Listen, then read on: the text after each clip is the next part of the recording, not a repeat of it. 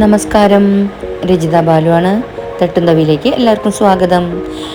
ഇന്നും ഞാനൊരു lunch special റെസിപ്പിയാണ് ഇട്ടിട്ടുള്ളത്. റെസിപ്പീസ് അല്ലെങ്കിൽ ലഞ്ച് മെനു.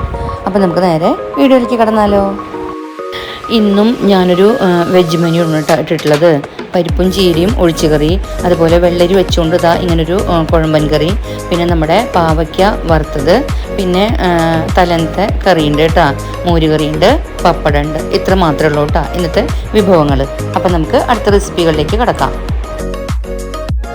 അപ്പോഴേ ഞാൻ ചോറ് വെക്കുന്നത് റേഷൻ അരി കൊണ്ടാണ് കേട്ടോ. റേഷൻ്റെ വണ്ണം കുറഞ്ഞ അരിയില്ലേ, ബിരിയാണി റൈസ് പോലത്തെ, അപ്പോൾ അതാണ് കേട്ടോ.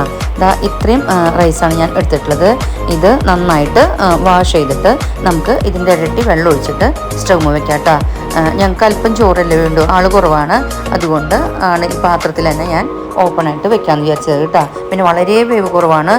മൊത്തം ഈ ചോറ് വേവിക്കാനായിട്ട് 10 മിനിറ്റ് പോലും തികച്ച് വേണ്ട കേട്ടോ. നന്നായി വാഷ് ചെയ്തതിന് ശേഷം നമുക്ക് ആ പാത്രത്തിലേക്ക് ഏകദേശം 1/4 ഭാഗത്തോളം വെള്ളം ഒഴിച്ചു കൊടുക്കുക. എന്നിട്ട് നമുക്കത് സ്റ്റൗമിലേക്ക് വെക്കാം കേട്ടോ. വേണമെങ്കിൽ ഇപ്പോൾ തന്നെ ഇതിൽ ഉപ്പിടാം, അല്ലെങ്കിൽ ഒന്ന് വെന്തിറങ്ങിയതിന് ശേഷമായാലും അല്പം ഉപ്പ് ചേർക്കാം കേട്ടോ. അപ്പോഴേ നമ്മുടെ ചോറ് വെന്ത് വരട്ടെ. അപ്പോഴേക്കും കുടിക്കാനുള്ള വെള്ളമാണ് കേട്ടോ ഈ ഒരു കുട്ടിക്കാലത്തിലുള്ളത്. 2 മണി ജീരകം ഇടണം. അപ്പോൾ ഈ വെള്ളം ഇവിടെ തിളക്കട്ടെ. ബാക്കി കറിയുടെ കാര്യങ്ങൾ നോക്കാം. ഇന്നേ ബ്രേക്ക്ഫാസ്റ്റിന് ഞാൻ പരിപ്പ് കറി ഉണ്ടാക്കിയിട്ടുണ്ടായിരുന്നു കേട്ടോ. ചീര അരിഞ്ഞ് ചേർത്തിട്ടേ നാളിരൊന്നും അരയ്ക്കാണ്ട് ഒരു കുഴമ്പൻ കറി, ഒഴിച്ചു കറി. അപ്പോൾ അതിൽ ബാലൻസ് ഉണ്ട്.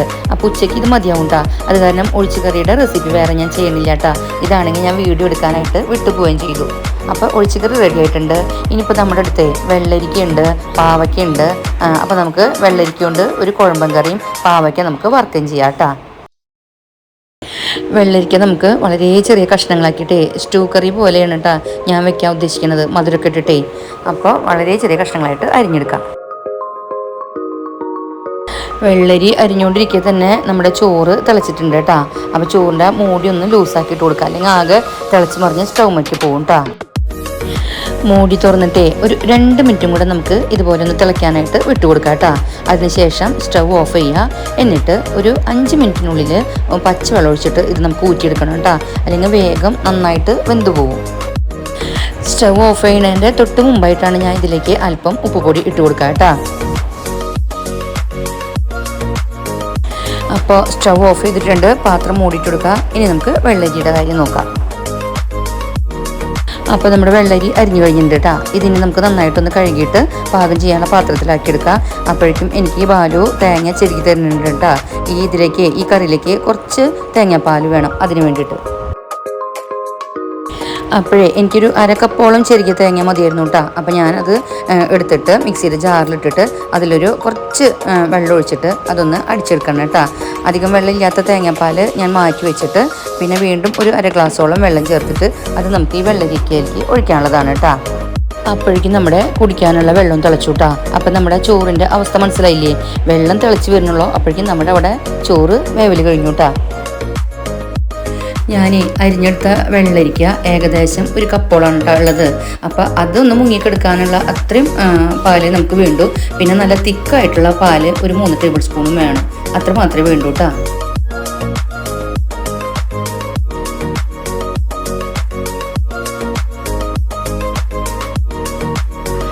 അരിഞ്ഞെടുത്ത വെള്ളരിക്കയിലേക്ക് ഒരു ചെറിയ തക്കാളി നൈസായിട്ട് അരിഞ്ഞതും, അതുപോലെ 2 പച്ചമുളക് അരിഞ്ഞതും, ഒരു സവാളയുടെ പകുതി അരിഞ്ഞതും, അല്പം കറിവേപ്പിലയും കൂടെ ഇട്ട് കൊടുക്കുക. ആവശ്യത്തിനുള്ള ഉപ്പിടുക, അല്പം വെളിച്ചെണ്ണ ഒഴിക്കുക. എന്നിട്ട് നന്നായിട്ട് ഇത് 1 മിനിറ്റ് നേരം ഒന്ന് കുഴച്ചെടുക്കുക കേട്ടോ. ഈ കറിയിലേക്ക് ചുവന്ന മുളക് ചേർക്കണില്ല കേട്ടോ നമ്മൾ, അതുപോലെ താളിച്ചൊഴിക്കണില്ല. ശരിക്കും സ്റ്റൂ കറി വെക്കണ പോലെ തന്നെ കേട്ടോ. ഇനി നമുക്ക് ഇതിലേക്ക് നമ്മൾ എടുത്തു വെച്ചിട്ടുള്ള 2ാമത്തെ പാലുണ്ടല്ലോ അത് ചേർത്ത് കൊടുക്കുക.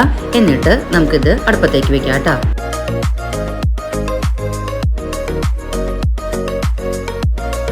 നമ്മുടെ വെള്ളരിക്ക മുങ്ങിക്കിടക്കാവുന്ന അത്രയും 2ാം പാല് ചേർത്താൽ മതി കേട്ടോ.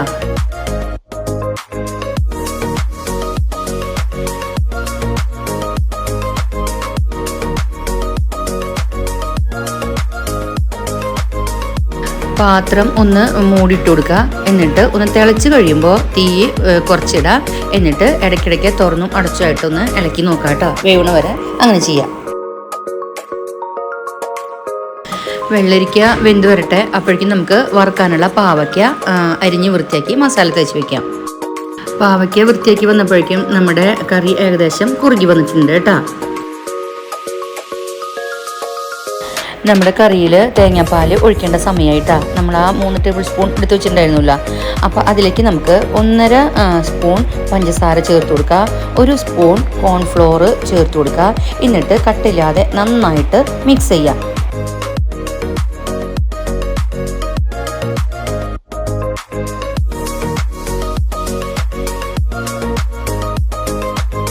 നന്നായി മിക്സായി കഴിഞ്ഞാൽ ഈ മിശ്രിതം കറിയിലേക്ക് ഒഴിച്ച് ചേർത്തിട്ട് കൈയെടുക്കാതെ ഒന്ന് ഇളക്കി കൊടുക്കാം കേട്ടോ. ഇത് ഒഴിച്ച് ചേർത്ത വശം കോൺഫ്ലോർ ഉള്ളതുകൊണ്ട് വേഗം വേഗം കുറുകും.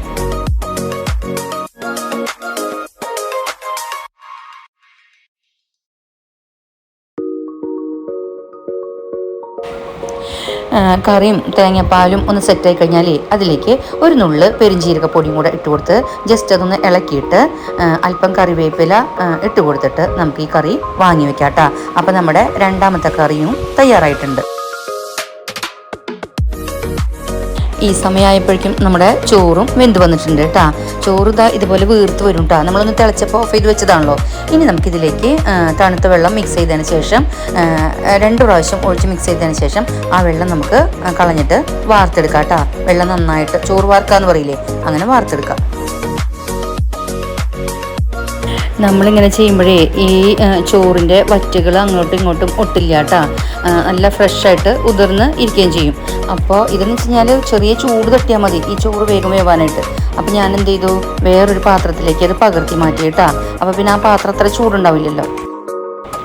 ഇനി നമുക്ക് പാവയ്ക്കയിൽ മസാല തേക്കണം. അപ്പോൾ അതിന് വേണ്ടിയിട്ട് ആവശ്യത്തിനുള്ള മഞ്ഞൾപ്പൊടി ഇട്ട് കൊടുക്കുക, അല്പം മുളക് പൊടി ഇട്ട് കൊടുക്കുക, കുരുമുളക് പൊടി ഇട്ട് കൊടുക്കുക, അതുപോലെ തന്നെ പെരുംജീരകം പൊടി ഇട്ട് കൊടുക്കുക, ഉപ്പ് ഇട്ട് കൊടുക്കുക, ഒരു ചെറുനാരങ്ങയുടെ നീരും കൂടെ ചേർത്തിട്ട് നന്നായിട്ട് ഇത് മിക്സ് ചെയ്യുക. മിക്സ് ചെയ്തതിന് ശേഷം ഒരു 5-10 മിനിറ്റ് നേരം ഒന്ന് മാറ്റി വയ്ക്കണം കേട്ടോ.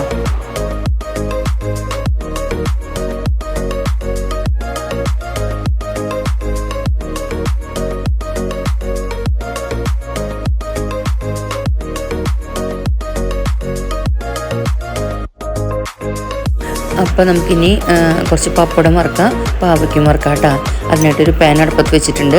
അതിലേക്ക് ആവശ്യത്തിനുള്ള വെളിച്ചെണ്ണ ഒഴിച്ചു കൊടുത്തിട്ടുണ്ട്. വെളിച്ചെണ്ണ ചൂടാകുമ്പോൾ നമുക്ക് പപ്പടം കഷ്ണങ്ങളാക്കിയിട്ട് വറുത്തെടുക്കാം കേട്ടോ.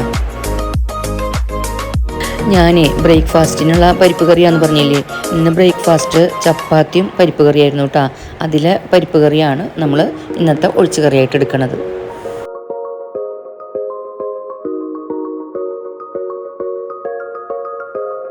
അപ്പോഴേ നമുക്ക് ആവശ്യമായിട്ടുള്ള പപ്പടം വറുത്തെടുത്തിട്ടുണ്ട്.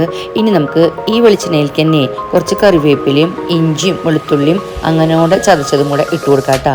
എന്നിട്ട് അതിലേക്ക് നമുക്ക് നമ്മൾ മസാല തേച്ച് വെച്ചിട്ടുള്ള പാവയ്ക്ക ഇട്ട് കൊടുത്തിട്ട് അങ്ങോട്ടും ഇങ്ങോട്ടൊക്കെ മറിച്ച് ചെറുതീയിലിട്ടിട്ട് വറുത്തെടുക്കാം കേട്ടോ. അപ്പോൾ നമ്മുടെ പാവയ്ക്കും വറവായി വന്നിട്ടുണ്ട് കേട്ടോ. അപ്പോൾ ഇന്നത്തെ ലഞ്ച് സ്പെഷ്യൽ പരിപ്പ് കറി, പാവയ്ക്ക വറുത്തത്, വെള്ളരിക്ക കൊണ്ടുള്ള സ്റ്റൂ കറി, പിന്നെ ഇന്നലത്തെ മോര് കറിയുണ്ട്. അച്ചാർ ഇവിടെ സ്റ്റോക്ക് ഉണ്ടെന്ന് അച്ചാർ കഴിക്കാനായിട്ട് എടുത്തില്ല കേട്ടോ. പപ്പടം ഉണ്ട്. അപ്പോൾ വളരെ കുശാലായിട്ടുള്ള ഒരു വെജ് മെനു ആയിരുന്നു കേട്ടോ. എൻ്റെ ഇന്നത്തെ റെസിപ്പി നിങ്ങൾക്ക് ഇഷ്ടമായിട്ടുണ്ടെന്ന് വിശ്വസിക്കുന്നു. അടുത്ത വീഡിയോയിൽ കാണാം. എന്നെ സപ്പോർട്ട് ചെയ്യാൻ മറക്കരുതേ.